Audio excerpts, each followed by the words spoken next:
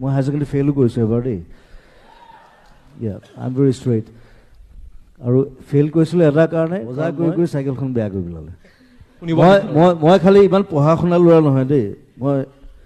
মানে মোৰ লগৰ আছে উৎপল বৰা আছে হি ৱাজ এ ডিন হিয়াৰ চ' তেওঁলোকে বহুত পঢ়া শুনা কৰিছিলে মই তেতিয়া হাঁহো তাৰমানে তহঁতি ইমান পঢ়া শুনা কিয় কৰিছ তহঁতি why it doesn't count in life মই একদম উল্টা কথা কওঁ কিন্তু so' be prepared for that what I am saying মই খালি বাহিৰৰ কিতাপ বেছি পঢ়িছিলোঁ তাৰমানে যিকেইখন কিতাপ কলেজত দিয়ে মই নপঢ়োঁ কাৰণ সেইখন এদিন পঢ়িলে শেষেই হৈ যায় আকৌ পঢ়ি থাকিবলৈ কি আছে তাত মই BSc আছিলোঁ from B Barooah college chemistry major yes as physics chemistry and maths ফিজিক্সটো মই ভাল পাইছিলোঁ কিন্তু মোক মেজৰ নিদিলে কাৰণ মোৰ মাৰ্কছ কম আছিলে হায়াৰ ছেকেণ্ডেৰী মই হায়াৰ ছেকেণ্ডেৰী ফেইলো কৰিছোঁ এবাৰ দেই আই এম ভেৰি ষ্ট্ৰেইট আৰু ফেইল কৰিছিলোঁ এটা কাৰণে কাৰণ মই কেমিষ্ট্ৰিৰ হেৰি কৰা নাছিলোঁ এইবিলাক কি আছিলে এইটো প্ৰেক্টিকেলছ কাৰণ মই সময় নাপাওঁ মই মিউজিক কৰোঁ ঘূৰি ফুৰোঁ নাটক চিনেমা চাওঁ সেইবোৰ কৰি থাকোঁতে মই ক্লাছ নকৰোঁ ছাৰে ক'লে তোক মই কিয় মই পাছ কৰাম মোৰ এতিয়া মনত আছে কি পেগু ছাৰ নে কি আছিলে আমাৰ কৈছে আপুনি মোক কিয় ফেইল কৰালে মোৰ ফাৰ্ষ্ট ডিভিজনৰ মাৰ্কছ আছিলে বাট ঠিক আছে মোক প্ৰেক্টিকেল ফেইল কৰাই দিলে তাৰপিছত আৰু মই বোলো মই নপঢ়োঁ যা পিছৰবাৰ পৰীক্ষা দিলে এবাৰ হায়াৰ ছেকেণ্ডেৰী পাছ কৰিলোঁ তাৰপিছত BSc ইয়াত ল'লোঁ এতিয়া কথা হ'ল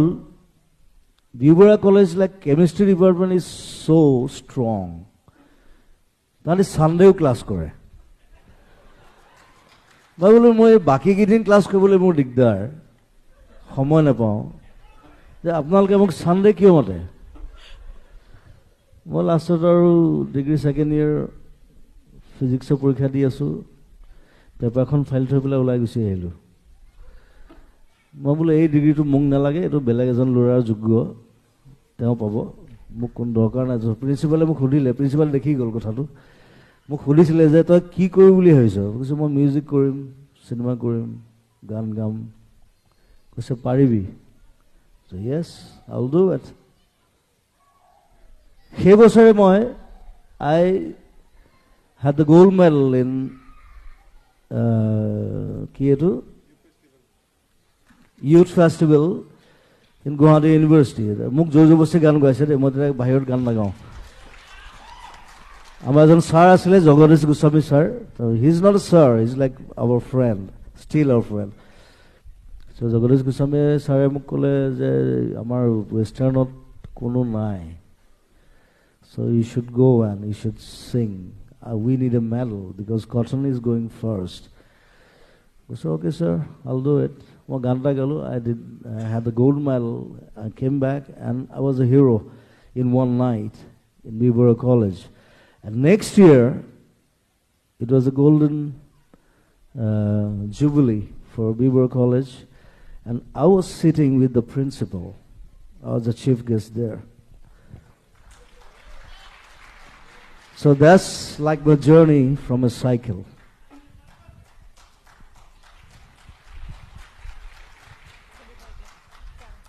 So I always believe in cycles,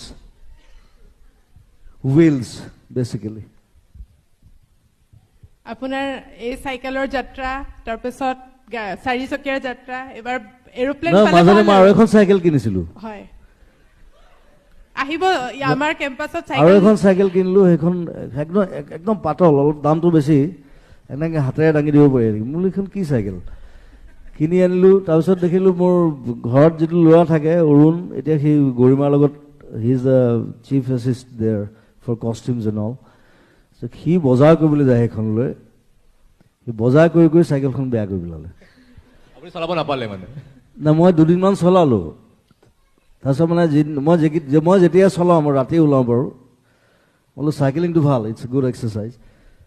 যেতিয়া চলাব যাওঁ পিছফালে তেওঁলোক থাকে গাড়ী লৈ কোনোবাটো যাবই আৰু তাৰপিছত অকল চেলফি হয় তাৰমানে চাইকেলিং নহয় সেইকাৰণে মই চলোৱা বাদ দি দিলোঁ